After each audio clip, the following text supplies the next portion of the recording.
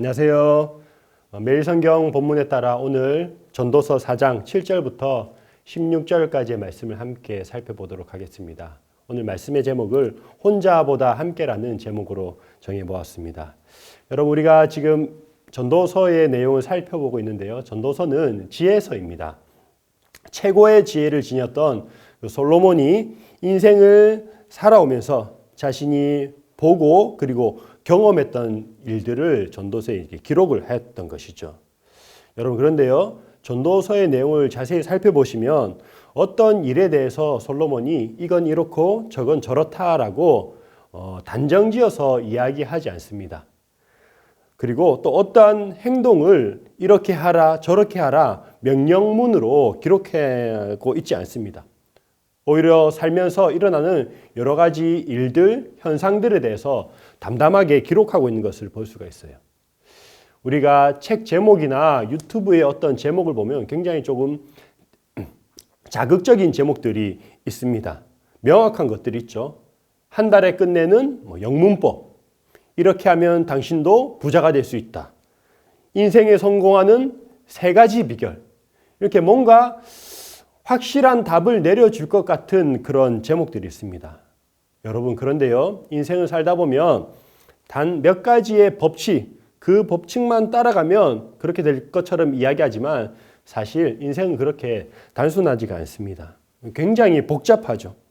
수학 공식처럼 어떤 공식을 대입하면 거기에 따라 답이 나오는 것이 아니라는 것이죠. 그리고 그럴 때에 우리는 당황하게 됩니다.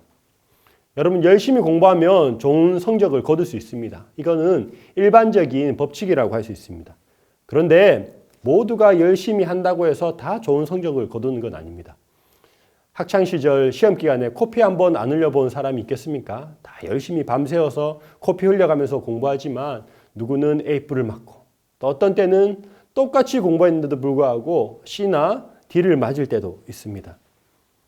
성실히 살면 부자가 될 수 있다고 이야기하지만 열심히 정직하게 성실하게 살아감에도 불구하고 가난한 사람들이 있습니다. 열심히 운동을 해도 질병에 걸릴 수가 있습니다. 여러분, 우리 인생에는 일반적인 법칙들, 그런 법칙들이 분명히 존재하지만 예외의 상황들도 많이 발생합니다. 우리가 성경의 인물을 살펴볼 때에 욥이 대표적인 경우라고 할 수 있죠. 욥은 당대의 의인이라고 불리는 사람이었습니다. 그런데 그 욥이 많은 어려움을 겪어야 했습니다.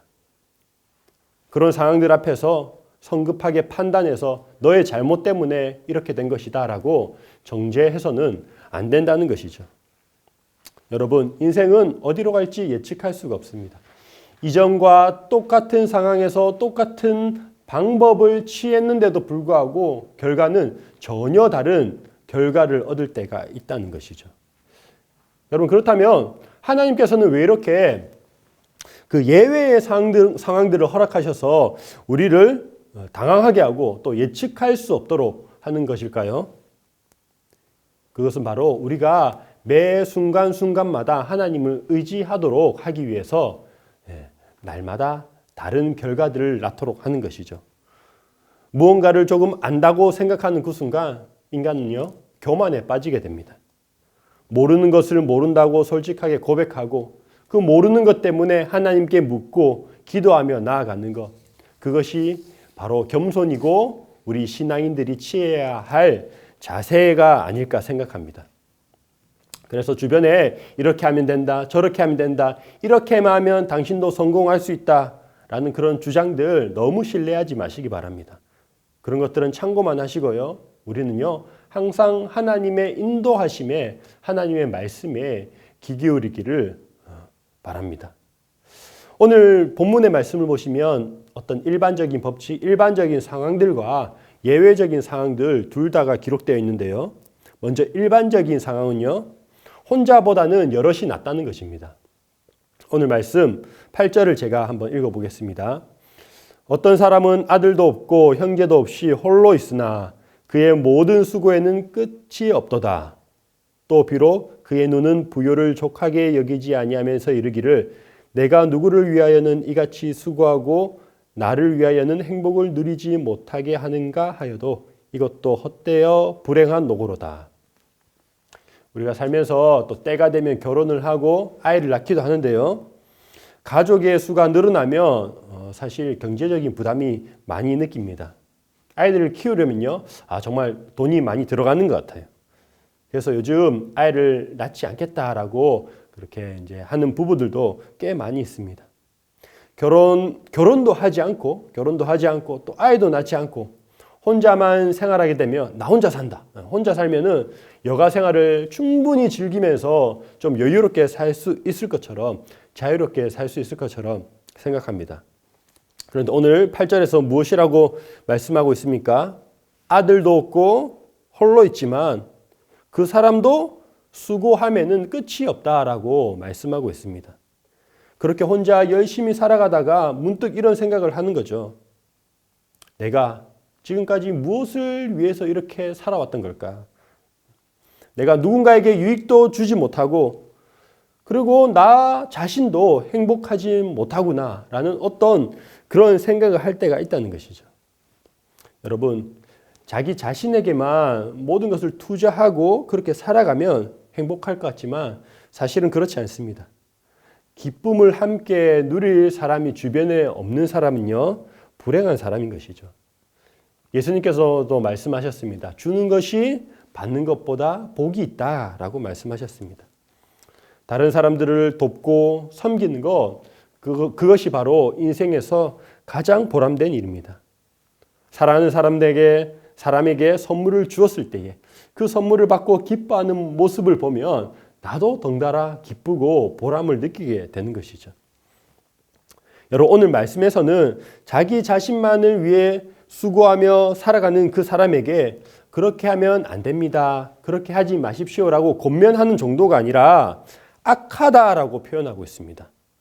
여러분 8절에 보시면 8절 후반의 마지막 부분 보시면요. 불행한 노고로다라고 기록하고 있는데요. 우리말 성경에서는 불행한 노고로다라고 번역하고 있지만 원어로는 악한, 나쁜이라는 그런 의미가 있습니다. 자기 자신만을 위해 살아가는 사람은 악하다라고 표현을 하고 있다는 거죠. 사랑하는 성도 여러분, 사실 혼자만의 시간, 그런 시간도 필요하죠. 혼자 있는 게 또 더 편하기도 합니다.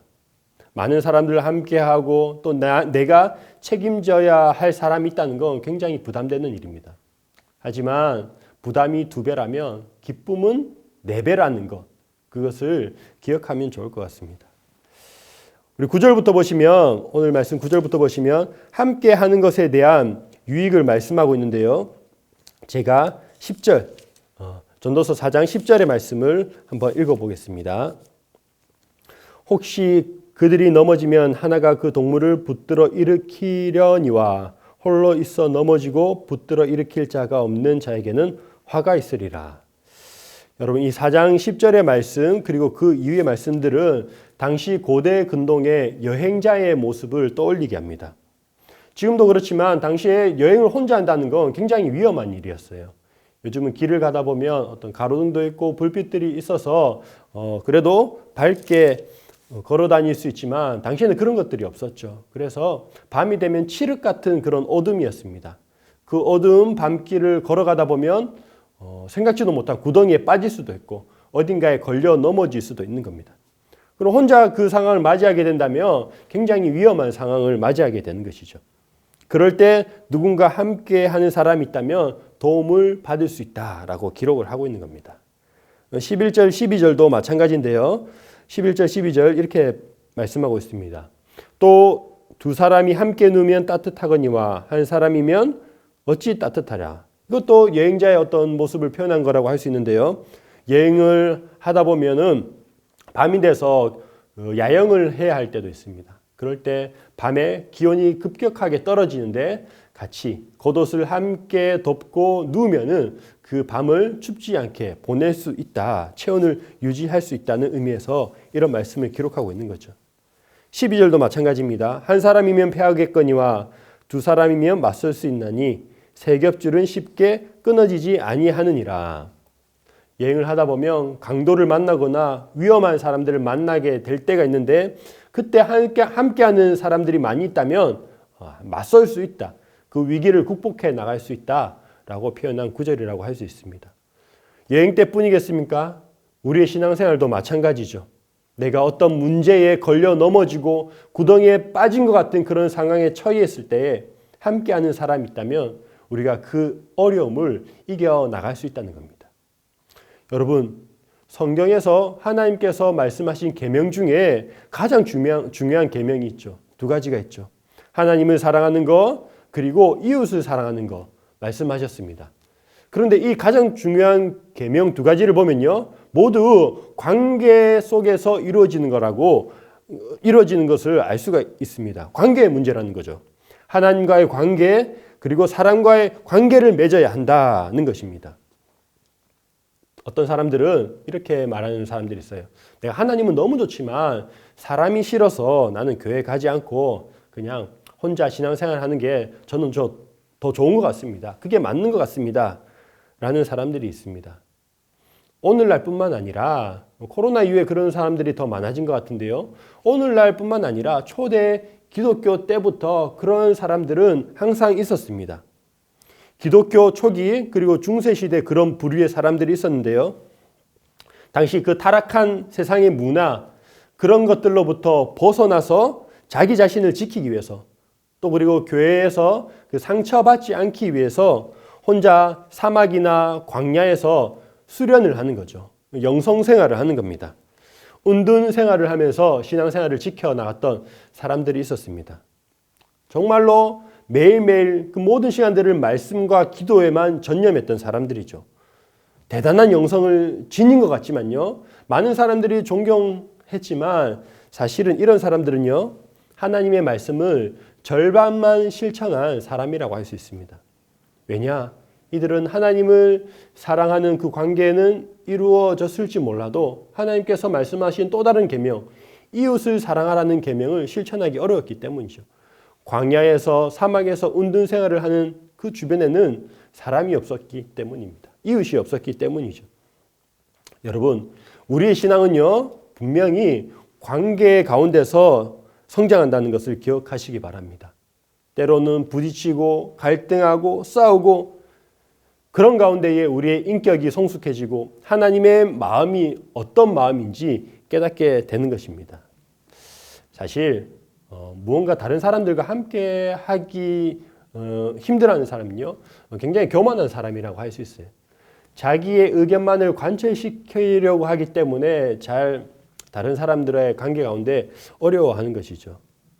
그렇게 시간이 흐르다 보면 그 사람의 심령은요, 더욱더 강팍해질 수가 있습니다. 여러분, 어떤 의미에서 보면요, 관계의 단절이라는 건 저주라고 볼 수 있습니다. 예수님께서는 이 관계를 회복하기 위해서 철저히 홀로 되는 저주를 받으셨습니다. 모든 사람들이 십자가 앞에서 예수님을 떠났죠. 사람들에게 버림받으셨습니다. 또한 하나님과의 관계가 단절되는 버림받는 그 아픔을 십자가에서 경험하셨습니다. 왜 홀로 되는 그 저주를 경험하셨습니까? 홀로 되는 저주를 통해서 함께하는 은혜를 우리가 누리도록 하기 위해서 예수님이 그런 저주를 받으셨던 것이죠. 그렇기 때문에 우리가 모든 관계를 끊어버리고 혼자만 살겠다라고 생각하는 사람들은요, 어쩌면 그 구원 이전의 상태로 돌아가길 원하는 모습이 아닐까 생각을 합니다. 기독교의 핵심은요, 사랑입니다. 사랑. 그리고 그 사랑은 분명히 어떠한 대상이 있을 때만 가능하다는 것, 그것을 기억하면 좋겠습니다. 주 안에서 서로 사랑함으로 참된 복과 기쁨을 누리는 우리 모두가 되길 간절히 소망합니다.